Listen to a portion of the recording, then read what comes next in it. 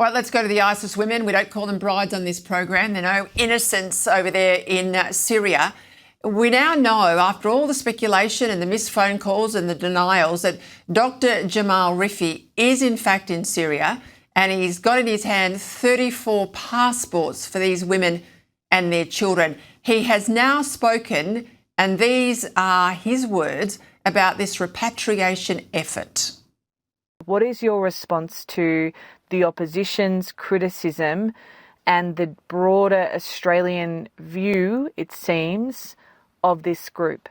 We're not here to help anyone who is sympathiser of ISIS. From my dealing with those women, I can find that they are caring mothers, and I believe they love Australia, and I believe their stay in the camp made them to realise the beauty of our country. Don't buy it, Caroline. I'm saying this out front here now. I don't buy it. I sat through too many security briefings. I saw too many pictures of kids holding up severed heads and all the other horrors from that time. Stuff I have seen that will never, ever leave me. I don't buy it. Frankly, they can rot in hell. I'm tougher than the Prime Minister on this one. But are you won over?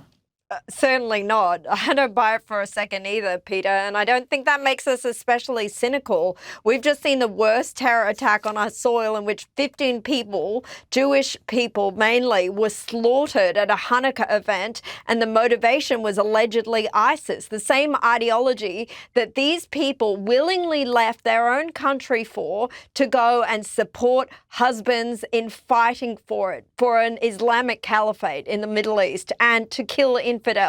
Anyone who's seen those pictures that you mentioned of children holding up severed heads, Australian children and other children at these camps in Syria attacking news crews with stones, which we've shown on Sky News in recent days, and saying that they wanted to slaughter them, won't for a second think that these children possibly have escaped radicalisation. It is highly unlikely that they will come back in and be normal children again. And I don't believe children should be punished for the sins of their fathers or their mothers in this case. But sadly, we cannot guarantee the safety of Australians back home. And frankly, I don't care if these people end up stateless. They forfeited the right to be Australians when they left here to go and fight for a terrorist group. I think, James, this is the view of a lot of Australians. I think it's the overwhelming majority of Australians. There's concern about what's likely to be a lifetime on welfare, education costs. The Victorian Premier and others have already said we can't see them fitting into normal schools, so they'll have specialised education offered to them. The New South Wales Premier has been pushed on the very real issue of housing for these people and concerns that they will get ahead of others in the queue. He spoke to this. Have a listen. I have made inquiries about previous cohorts that have come through, and generally, they've stayed with family and friends, relatives, upon their return to Australia. I can guarantee that, if anyone were to pursue that whilst they were here, they'd have to go through the process that anyone else had to go through.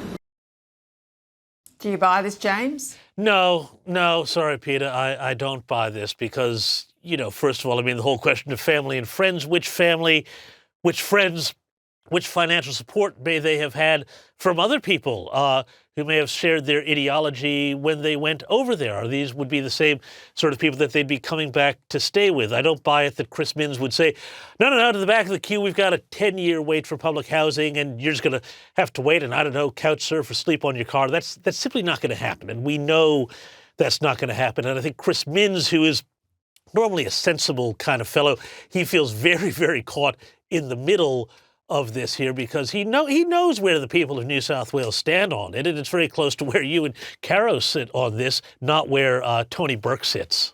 Let's go to inflation today, James. No change to headline, still too high, 3.8. The band, obviously, for the RBA, they like to see is 2 to 3. 3.8 today, obviously, is way above that. But the core metric that they really will assess, that has risen. This is the underlying numbers there, 3.4%. Core inflation's, I think that those sorts of numbers are likely to trouble the RBA, meaning we have more rate hikes coming, haven't we?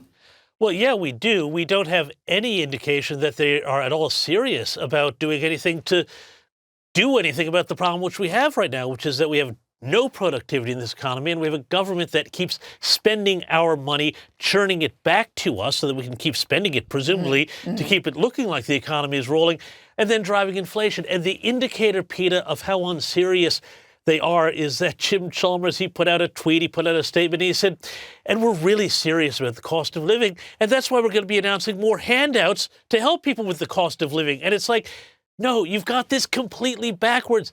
Stop the spending. Let us keep the money, and then the economy will start to settle.